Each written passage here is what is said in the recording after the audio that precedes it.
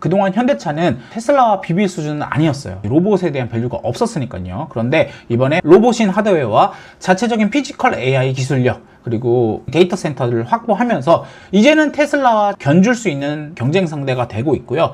피지컬 AI, 휴머노이드의 업체로서 평가되는 초기 구간이다.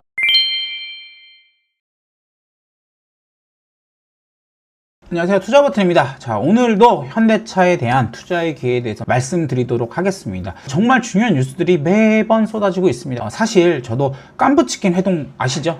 깐부치킨 회동 때 사실 왜 정의성 현대차 회장이 껴있지? 라고 궁금했는데 그 실마리들이 하나씩 풀리고 있는 느낌입니다.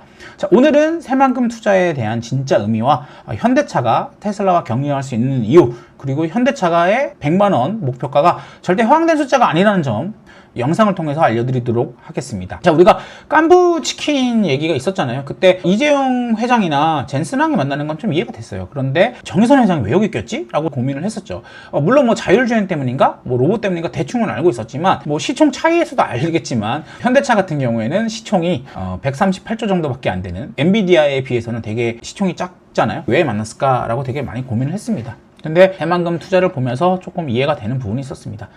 새만금 투자 건이 금요일 날 있었는데 9조 정도 가량을 투자하고요. 또 이에 맞춰서 정부도 전폭적으로 지원해 준다고 합니다. 사실 투자 내역을 보면 AI 센터가 5조 넘게 투자되는 걸 볼 수 있습니다. 이게 정말 저는 중요하다라고 보고 있고요. 사실 뭐 로봇 얘기도 나왔고 로봇도 당연히 이제 클러스터에 한 4천억 정도 투자를 하는데 왜 AI 데이터 센터였을까라고 했을 때 아시다시피 깐부치킨 회동 때 엔비디아가 현대차에게 5만 장의 GPU를 준다고 했습니다. 드디어 이걸 써먹으려고 하는 거죠. 글로벌적으로 휴머노이드 로봇을 하는 회사는 정말 많습니다. 그런데 어떤 기업은 몇백조의 밸류를 받고 어떤 기업은 몇천억의 밸류를 받는 이유가 뭐다? 라고 했을 때 바로 피지컬 AI의 내재화다라는 겁니다. 결국은 로봇의 두뇌를 자체적으로 갖고 있느냐 아니면 남한테 맡겨놓고 있느냐에 따라서 이 기업의 가치가 달라진다라고 볼 수 있겠고요. 테슬라를 보십시오. 옵티머스가 있고 자체 AI 기술이 있고 또 데이터 센터가 있지 않습니까? 그러다 보니까 시총이 2200조가 되는 거죠.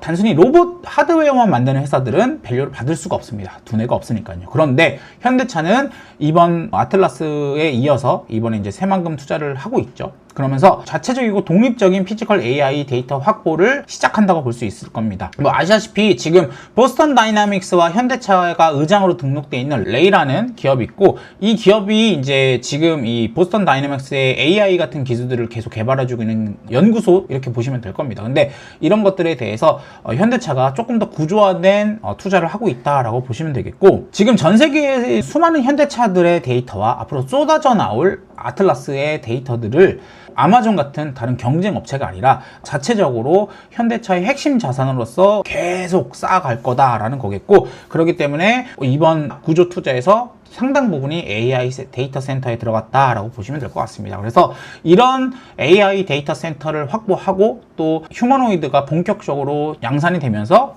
비로소 테슬라와 경쟁할 수 있는 글로벌 탑 티어 휴머노이드 업체로서의 밸류를 받게 될 거다라는 거겠죠. 자, 그 다음으로 최근 현대차가 급등을 하니까 많이들 걱정하시는 분들이 있어요. 너무 비싼 거 아니야? 그런 걱정이 단순히 주가가 높아서라면은 좋은 기회를 놓칠 수 있습니다.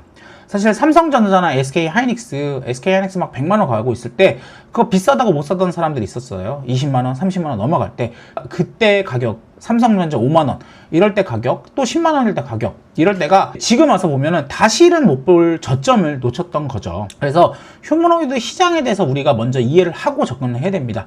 모건 스탠리 보고서고요. 모건 스탠리에서 2025년 휴머노이드 시장은 지금 자동차 시장 전체보다 큰 5조 달러 즉 7천조 원 이상의 시장이라고 말을 하고 있습니다.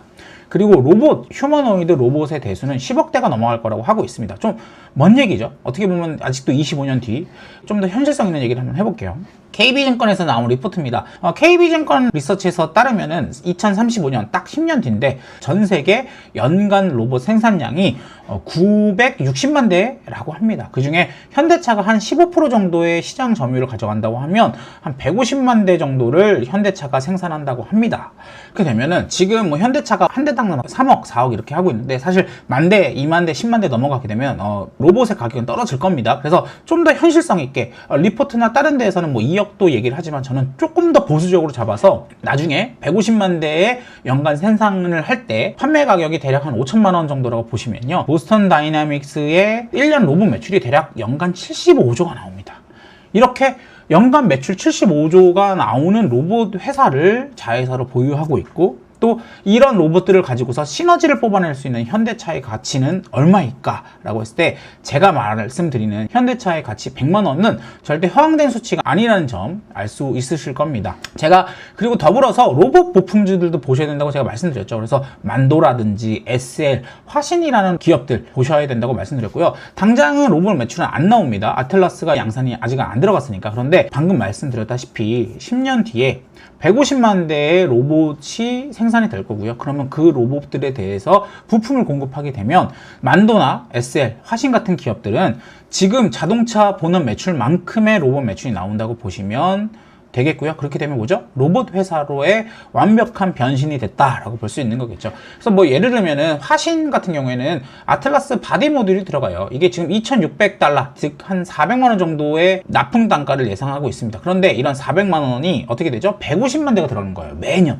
그렇게 되면 지금 화신의 매출 이상이 로봇 매출에서 나올 수도 있다라는 점이겠고요. 그리고 뭐 아시다시피 지금 로보티즈 같은 기업들 있죠. 로보티즈 대표적인 로봇 부품주잖아요. 이런 기업들 PBR이 37을 받고 있습니다. 아, 이거 너무 비교가 좀 이상해 라고 해서, 그러면은 똑같이 자동차 부품을 만들고 로봇 부품을 생산하는 사면이라는 기업을 볼게요. 이 사면이라는 기업 보시면 지금 PBR이 16을 받고 있어요. 만도나 SL 그리고 뭐 화신 같은 기업들 보면은 지금 PBR이 이제 살짝 1을 넘기는 수준입니다. 만도 한번 볼까요? 만도 이제 PBR 1.1 넘고 있어요. SL 1.5 됐네요. 이제 화신 이제 1 넘었습니다. 제가 말씀드렸다시피 PBR 1이라는 거는 결국은 기업의 자산 가치, 그러니까 막 공장, 땅 요 정도만 받는 거예요. 사실상 그냥 자동차 산업 밸류밖에 못 받는다는 거겠죠. 그런데 이런 자동차 부품주들이 이제는 로봇주들의 가치를 받는 기업들이 하나둘씩 나올 거고요. 그런 기업들이 이제 당연히 현대차의 1차 벤더들이나 현대차에 실질적으로 자동차 부품을 납품하는 업체들일 확률이 높고, 뭐 SL이나 만도 그리고 화신 같은 경우는 실제로 이제 로봇 매출이 조금씩 나오고 있는 회사입니다.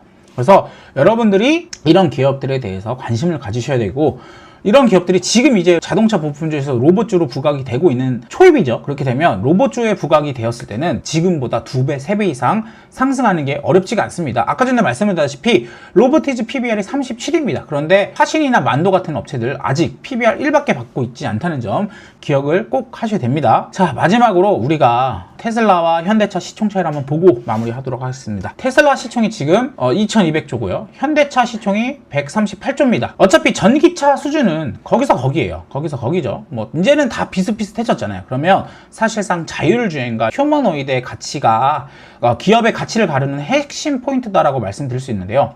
그동안 현대차는 테슬라와 비빌 수준은 아니었어요. 사실 뭐 자율주행이라든지 로봇에 대한 밸류가 없었으니까요. 그런데 이번에 아틀라스와 또 새만금 투자를 통해서 로봇인 하드웨어와 자체적인 피지컬 AI 기술력, 그리고 자체적인 데이터 센터들을 확보하면서 이제는 테슬라와 조금 견줄 수 있는 경쟁 상대가 되고 있고요. 지금 사실 테슬라 시총의 10%, 20%까지는 저는 충분히 받을 수 있다고 봅니다. 그러면 테슬라의 시가총액의 10%는 대략 얼마죠? 한 200조 정도 됩니다. 그렇다면 지금 현대차 138조입니다. 주가 220조, 200조 받으면 대략 한 100만 원 정도 됩니다. 그래서 제가 말한 100만 원의 수치가 절대 허황된 수치가 아니라는 점 이해가 되실 겁니다. 물론 쉽게 단기간에 바로 200조, 300조 이렇게 갈 수는 없을 겁니다. 아직도 이 현대차의 가치에 대해서 의심하는 사람들이 많으니까요. 오늘 제가 말씀드린 이 내용을 이해하시고 투자하신다면 현대차의 가치를 보는 눈이 조금은 달라지셨을 거라고 생각합니다. 오늘 내용 한번 정리 드리겠습니다. 현대차 이제 막 자동차 밸류 벗어나고 있습니다. 그리고 이번 이 새만금 투자건도 허공에다 돈 뿌리는 그런 게 아니고요. 피지컬 AI 업체로서 나아가는 시작점이다 라고 보시면 되겠고, 이렇게 되면은 피지컬 AI 휴머노이드의 업체로서 평가되는 초기 구간이다 라는 점 기억을 하셨으면 좋겠습니다. 그리고 두 번째로는 2035년 보스턴 다이내믹스의 로봇 매출만 최소 75조입니다. 그리고 이 수준 수치는 이 로봇 시장이 커짐에 따라서 더 늘어나겠죠. 그렇기 때문에 여러분들이 로봇 매출 75조 나오는 이런 로봇 회사를 가지고 있는 현대차의 기업 가치가 얼마나 될지는 고민해 보셔야 된다는 점. 그리고 세 번째로는 자동차 부품주들 말씀드렸어요. 만도라든지 SL, 화신 앞으로 더 나올 겁니다. 이런 기업들이 그동안은 자동차 밸류만 받았는데요. 이제는 로봇주의 밸류를 받을 거예요. 이런 기업들 지금 PBR 1밖에 되지 않습니다. 땅 가치, 자산 가치밖에 못 받고 있는 거예요. 이런 기업들 로봇주로 부각되면 2배, 3배 이상 상승할 수 있다는 점 기억하시고, 여러분들 이런 기업들 계속 관심권에 두셔야 된다는 점 말씀드릴 수 있겠습니다. 자, 제가 이렇게 좋은 정보들, 제 투자 아이디어들 무료로 드리고 있는 정보 채널이 있습니다.